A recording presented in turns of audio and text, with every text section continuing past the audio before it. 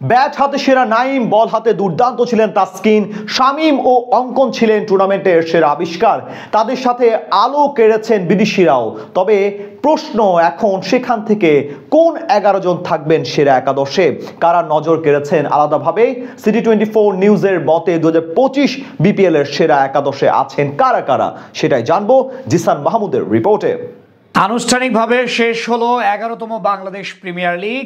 মাঠ ও মাঠের বাইরে শত আলোচনা ও সমালোচনা থাকলেও সবকিছুর ইতি ঘটিয়ে এবার পর্দা নামলো দেশের ক্রিকেটের সবচেয়ে বড় মেগা আসরের। 2025 বিপিএল এর সবচেয়ে ইতিবাচক দিক ছিল দেশীয় ক্রিকেটারদের পারফরমেন্স। বিদেশিদের পাশাপাশি লোকাল ব্যাটার ও বোলাররাও লিডার বোর্ডে নিজেদের জায়গা শক্তভাবে ধরে রেখেছেন। তেমনি প্রভাবশালী পারফর্মারদের মাঝ থেকে আমরা বেছে নিয়েছি টুর্নামেন্টের সেরা 11 জনের নাম। বিপিএল এর সেরা একাদশে ওপেনার হিসেবে থাকবেন দুই বাঁহাতি ব্যাটার নাইম শেখ ও তানজিদ তামিম। ব্যাট হাতে দুর্দান্ত একটা মৌসুম কাটিয়েছেন এই দুজন। আলাদাভাবে বলতে গেলে টুর্নামেন্টে নিজ দলকে সেমিফাইনালে আনার পাশাপাশি সর্বোচ্চ রানের মালিক ছিলেন নাইম শেখ। এবার বিপিএল এ মোট 14 ইনিংসে ব্যাট করেছেন নাইম, যেখানে একটি সেঞ্চুরি ও 3টি অর্ধশতকের পাশাপাশি করেছেন মোট 511 রান। ইনিংস প্রতি তার ব্যাটিং গড় ছিল প্রায় 43 এবং স্ট্রাইক রেট ছিল প্রায় 145। অন্যদিকে 12 ইনিংসে 485 রান নিয়ে টুর্নামেন্টে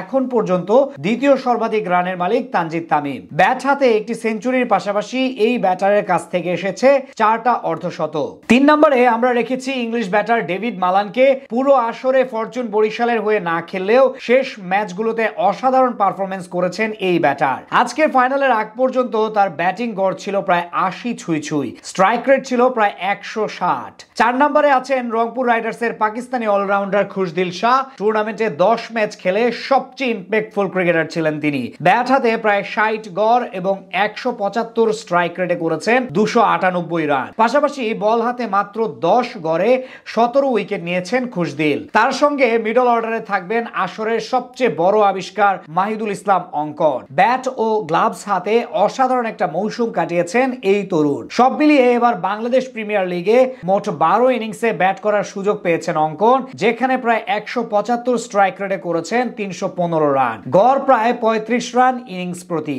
তার সঙ্গী হবেন আরেক তরুণ ব্যাটার শামীম হোসেন পাটোয়ারি। তিনিও আসরে ব্যাট হাতে দুর্দান্ত পারফরমেন্স করার পাশাপাশি দলকে নিয়ে গেছেন ফাইনালে। স্পিন বিভাগের দায়িত্বে থাকবেন মেহেদী হাসান মিরাজ। খুলনা টাইগার্সকে ফাইনালে তুলতে ব্যর্থ হলেও ব্যাট ও বল হাতে অসাধারণ ভূমিকা রেখেছেন তিনি। 14 ইনিংসে 355 রানের পাশাপাশি শিকার করেছেন 13টি উইকেট। তার সাথে স্পিনার হিসেবে রাখা হয়েছে আলিস আল ইসলামকে। টুর্নামেন্ট জুড়ে দুর্দান্ত বল করা চিটাগাং কিংসের এই ক্রিকেটার উইকেট নিয়েছেন 15টি, ইকোনমি রেট 6.5 এর নিচে।